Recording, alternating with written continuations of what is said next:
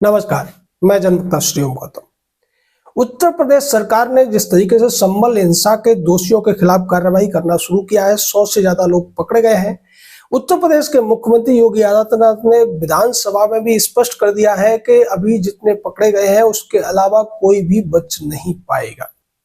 उसके साथ साथ उत्तर प्रदेश सरकार ने जिस तरीके से संभल में बिजली चोरी की घटनाएं हो रही थी, शिकायतें मिल रही थी, उसके ऊपर भी बहुत बड़ी कार्रवाई करते हुए 300 से ज्यादा घरों में बिजली चोरी पकड़ी, जिसमें 4 मस्जिदें भी शामिल थी और इनके ऊपर भी करीब करीब 10 लाख से ज्यादा का जुर्माना लगा दिया गया। इसी बिजली चोरी की जांच के दौरान ये पाया गया कि जो स्थानीय सपा का सांसद है जियाउर रहमान बर्क, उसके घर में भी बड़े स्तर पर बिजली की चोरी की जा रही थी, जिसकी अब जांच हो रही है कि उसको ऊपर कितना जुर्माना लगना है। और इसका सबसे बड़ा सबूत यह है कि जियाउर रहमान के घर में 3 बिजली के मीटर लगे हुए थे। 2 किलोवाट के थे और एक 3 किलोवाट का था। एक मीटर में जो रीडिंग आ रही थी वो बिल्कुल जीरो दिखाई दे रही थी। दूसरा मीटर जो कि जियाउर रहमान के दादा शफीकुर रहमान के नाम पर था, उसमें जो यूनिट की रीडिंग आई वो 1211 आई पूरे साल के लिए। लेकिन उससे भी बड़ा ताज्जुब तब हुआ कि जब जियाउर रहमान बर्क के नाम पर जो मीटर लगा हुआ था उसमें पूरे साल की मीटर की रीडिंग आती है 188 यूनिट। आप समझ लीजिए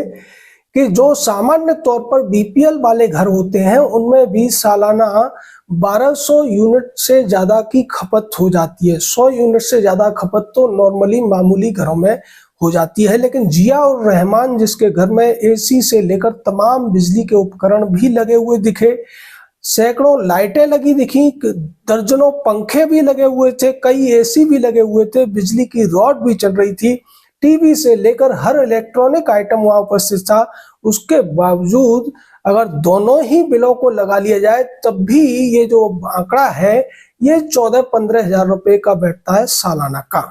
जबकि उसी के घर के पास में एक बीपीएल फैमिली रहती है जिसका सालाना का जो यूनिट का खर्चा आता है वो आया है 1694 यूनिट का। यानी कि अगर बिल की बात की जाए तो 12,423 रुपए का बिल एक नॉर्मल फैमिली के लिए सालाना का आ रहा है, जिसमें दिसंबर में भी जो मीटर की रीडिंग है वो जीरो है। अब आप समझ लीजिए कि एक तरफ एक सांसद रह रहा है, उसके घर का जो बिजली का बिल है वो एक आम नागरिक के घर के बिजली के बिल से कम आ रहा है। इसी को लेकर बिजली विभाग ने वो तीनों मीटर उखाड़ लिए और उनकी जगह पर अब घर के बाहर शफीकुर रहमान के घर के बाहर 2 स्मार्ट मीटर लगा दिए गए। उन तीनों मीटर को ले जाकर जांच की जा रही है कि इनमें क्या खुराफात की गई जिसकी वजह से मीटर की रीडिंग नहीं आ रही थी। शफीकुर रहमान वाले मीटर में तो आप समझ लीजिए कि 7 महीने के लिए जीरो रीडिंग आई है, यानी कि दिसंबर 2023 से लेकर जून 2024 तक उसमें कोई मीटर की रीडिंग ही नहीं आई। 5 महीने का ही बिल वहां पर जो देखने को मिल रहा है 1211 यूनिट का है।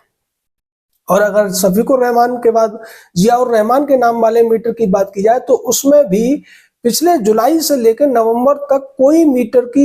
यूनिट वो उसमें दिखाई नहीं दे रही है, यानी वहां जीरो मीटर रीडिंग दिखाई दे रही है। और इसको लेकर जब जियाउर रहमान से लोगों ने पूछा तो उसने कहा कि मैं तो बिल दे रहा हूं हर महीने, यानी जो बिल दिया जा रहा है वो वास्तव में उस खपत के हिसाब से नहीं है जो कि एवरेज आनी चाहिए। किलोवाट के हिसाब से भी अगर मीटर लगे रहते हैं तो उनका भी एक क्राइटेरिया होता है बिजली विभाग का, उस हिसाब से भी ये मीटर रीडिंग नहीं बैठती है। यानी सीधे तौर पर लाखों रुपए सालाना की बिजली चोरी यहाँ पर की जा रही थी। जो नॉर्मल लोग हैं जिनके घर पे एसी लगे हुए हैं वो अच्छी तरीके से जानते हैं कि एक एसी के चलाने का अगर कम समय के लिए चलता है तो 1000 रुपए महीने का बिल आता है कम से कम, और अगर ज्यादा समय के लिए लगता है तो एसी के चलाने का महीने का खर्चा 4 से 5 हजार रुपए महीने तक आ जाता है। फिर आप पंखे चलाते हैं, बड़ा घर है आलीशान, आपने एक महल जैसा बना रखा है, उसमें सैकड़ों लाइट्स लगे हुए हैं, पंखे लगे हुए हैं, तमाम सजावट हो रखी है, टीवी चल रहा है, फ्रिज चल रहा है, तमाम तरीके के इलेक्ट्रॉनिक उपकरण उसमें चल रहे हैं, तो फिर आपका जो बिल है वो 231 रुपए महीने कैसे आ सकता है? यदि आपके दादा के नाम के मीटर को भी साथ में जोड़ दिया जाए तब भी ये बिल 1,000-1,200 रुपए महीने के मिनिमम पर कैसे हो सकता है, जबकि एक बीपीएल फैमिली शफीकुर रहमान यानी जियाउर रहमान के दादा के या उसी के घर के बगल में रहती है, उसका जो सालाना का बिल है वो करीब करीब 1,000 रुपए के आसपास उसका एवरेज आ रहा है। तो फिर ये सब क्या घालमेल है, इसी की जांच अब दिल्ली इस पूरे मामले में उत्तर प्रदेश का बिजली विभाग करता हुआ दिखाई दे रहा है और ये निश्चित ही जल्दी इसकी रिपोर्ट आने के बाद में शफीकुर रहमान के इस पोते जियाउर रहमान के ऊपर बड़ा बिजली चोरी का जुर्माना लगने वाला है और इसमें क्रिमिनल कार्रवाई भी हो सकती है। इसको लेकर पूरी समाजवादी पार्टी में खलबली मची हुई है। अखिलेश यादव को समझ नहीं आ रहा है कि अपने इस समाजवादी सांसद के असमाजवादी कार्यों की बचाव वो कैसे करें। वो ये कहते हुए नजर आ रहे हैं कि देखिए यहाँ पर निशाना बनाया जा रहा है, राजनीतिक तौर पर द्वेष की भावना से कार्रवाई की जा रही है। लेकिन जैसा कि उत्तर प्रदेश के मुख्यमंत्री योगी आदित्यनाथ ने विधानसभा में भी कहा है कि किसी को भी बख्शा नहीं जाएगा और कोई भी बच नहीं पाएगा, जो दोषी है उनके खिलाफ कार्रवाई होकर रहेगी और राज्य सरकार को जो जो नुकसान हुआ है उसकी पाई पाई वसूली जाएगी। और इसमें सबसे बड़ा जो शिकंजा है वो स्थानीय सांसद के ऊपर ही कसता हुआ नजर आ रहा है, जो इस मामले से स्पष्ट हो गया। उससे पहले हमने आपको बताया था कि शफीकुर रहमान के इस पोते जियाउर रहमान के ऊपर